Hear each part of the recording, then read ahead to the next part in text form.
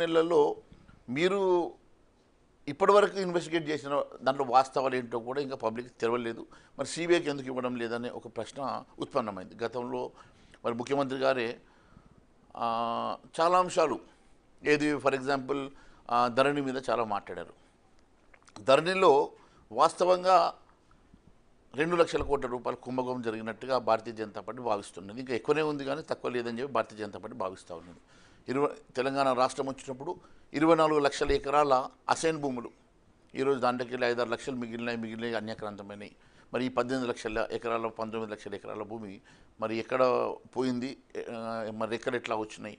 మరి అది కాకుండా 1 కోటి పై ఎకరాలు ఉన్నటువంటి ఎండోమెంట్స్ ల్యాండ్ కానివ్వండి, 1,30,00,000 ఎకరాలు ఉన్నటువంటి మరి భూదాన్ ల్యాండ్స్ కానివ్వండి, లేకపోతే వక్ఫ్ బోర్డ్ భూములు కానివ్వండి, లేకపోతే ఇంకా ప్రొహిబిటెడ్ ల్యాండ్స్ 18 లక్షల ఎకరాలు ఆ రోజు మరి యాజ్ పర్ రికార్డ్స్ దాంట్లో ప్రైవేట్కి చెందినటువంటి భూములు కూడా ఉన్నాయి.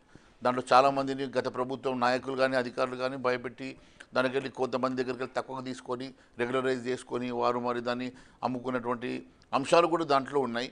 మరి ఇన్ని లక్షల ఎకరాల భూములు అన్యాక్రాంతమైనప్పుడు ఆ వాస్తవాలు మరి ఇప్పటి వరకు కూడా దాన్ని మరి ఏ ఏజెన్సీకి ఇవ్వకపోవడం, దానికి చిన్న కమిటీ వేసిన తర్వాత కాంగ్రెస్ పార్టీ నాయకులు 4గురితో కమిటీ వేయడం వలన 20 లక్షల మంది రైతులకు సంబంధించినటువంటి అంశం, 20 లక్షల రైతులు ఈరోజు నష్టపోయినటువంటి అంశం, ఈ రాష్ట్రం కొన్ని లక్షల కోట్ల రూపాయలు నష్టపోయినటువంటి అంశం. దీనికి ఈరోజు నేను భారతదేశంలోనే అతిపెద్ద స్కామ్గా నేను అభివర్ణిస్తున్నటువంటి ఈ అంశాన్ని కేవలం ఒక కమిటీ వేసి వేయడం అంటే అందులో అంటే గత రికార్డులన్నీ మాయమైపోయినాయి, అసైన్డ్ భూములు కూడా ఆ వాస్తవాలు బయటకు రావాలంటేనే నగేష్ గారు మీకు తెలియదు ఏముంది, లావాని పట్ట, కాస్రా, పహాని లాంటి చాలా ఇష్యూస్ ఉంటాయి. అటువంటప్పుడే దానికే మనము అటువంటప్పుడు సెంట్రల్ ఏజెన్సీస్ తీసుకొచ్చి దానికి సెంట్రల్ ఏజెన్సీస్ వచ్చినప్పుడు దాంట్లో వాస్తవాల కోసం దానికంటూ టెక్నికల్ అసిస్టెన్స్ ఉంటుంది, దానికి రకరకాల ఏజెన్సీస్ ఉంటాయి.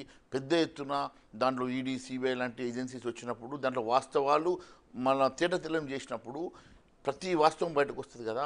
అటువంటప్పుడు ఎందుకు మరి ఈ ప్రభుత్వం సిబిఐకి ఇవ్వడానికి జంకుతున్నది అని నేను సిబిఐ, ఈడీ లాంటి సంస్థలు వచ్చినా కూడా తాత్సారం చేస్తారనే ఆరోపణలు ఉన్నాయి. అంటే వాళ్ళు ఇక్కడికి వచ్చిన తర్వాత రకరకాల రికార్డులు తీసుకొని చాలా కేసుల్లో మీరు చూసే ఉంటారు. ఆంధ్రప్రదేశ్లో కోడికత్తి కేసు కూడా ఎన్నో సంవత్సరాల నుంచి నడిచింది.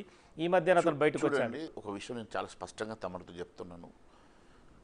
ఇప్పుడు సివిల్ ఇష్యూస్, సివిల్ ఏజెన్సీసు, ఇప్పుడు వైట్ కాలర్ అఫెన్సెస్, ఎప్పుడైతే ఇటువంటి అఫెన్సెస్ ఇన్వెస్టిగేషన్ చేయడంలో కొంచెం సమయం పట్టినప్పటికీ కూడా ఇప్పుడు ఆ రోజు ఇదే లిక్కర్ స్కామ్ లోపల చాలామంది ఎందుకు డిలే అవుతుంది, ఎందుకు అరెస్ట్ చేస్తలేరు, మీరు కవితను అరెస్ట్ చేయకపోవడానికి కారణము మీరు వాళ్ళతో కొల్యూడ్ అయినారని చెప్పేసి భారతీయ జనతా పార్టీని చాలా బ్లేమ్ చేసి గత అసెంబ్లీ ఎన్నికల్లో మనం నష్టం చేశారు.